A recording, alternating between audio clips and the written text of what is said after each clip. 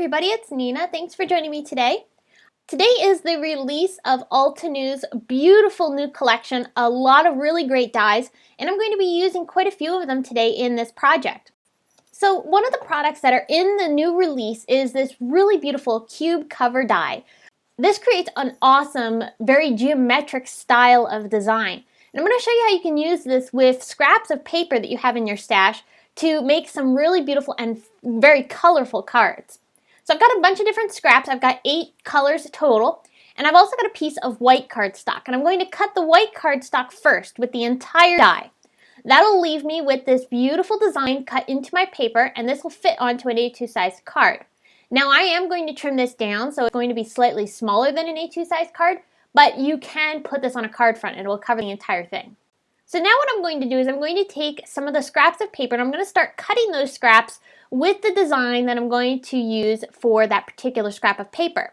So I'm going to create a rainbow of color here, and I'm going to cut the different scraps from the different sections of this die with those corresponding colors that I want the color palette to just kind of blend into.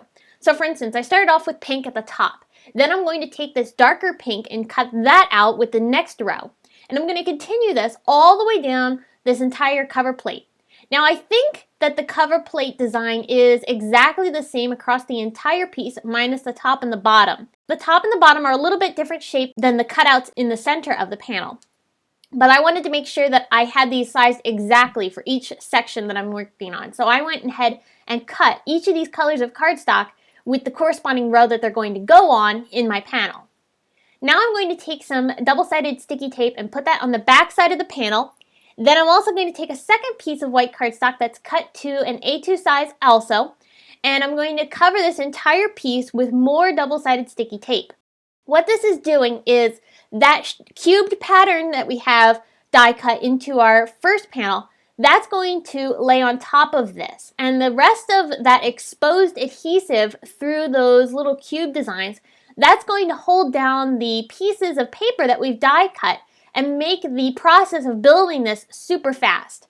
Because we don't have to put down any liquid glue and make sure that we cover each of these little tiny pieces of paper with adhesive, all we have to do is fit them back into place, and the adhesive underneath is holding them down. So this is a really fast and easy way to be able to do some inlay die cutting and get this panel completely finished in no time at all. Now I'm going to take this wonky stitched rectangle die from Simon Says Stamp and trim the panel down with that wonky stitched design. And now I'm going to bring in the Caps Bold Alphabet die set from Altenew as well. This is another new die set. I wanted to create those sentiment love in the center of this card, and I've kind of created it in that style of those really popular love themed artwork pieces that you'll see a lot of times. And I'm cutting those from white cardstock first. I'm going to cut that a total of 3 times. And what I'll do is I'll adhere all 3 layers of these love die cuts together to create a stack that will make the sentiment a little bit more dimensional off of my card. Then I'll be able to take a 4th layer, and this time cut from some silver glitter cardstock from Tonic Studios. This silver glitter is going to be the top layer that will be shown on the card. And the layer that we're underneath, the white layer, that's going to help blend the whole piece together, and also, like I said, it's going to give dimension for these sentiments. So I'll attach those glitter pieces on top of the white cardstock pieces also, and then I have this really beautiful glittery sentiment on my card.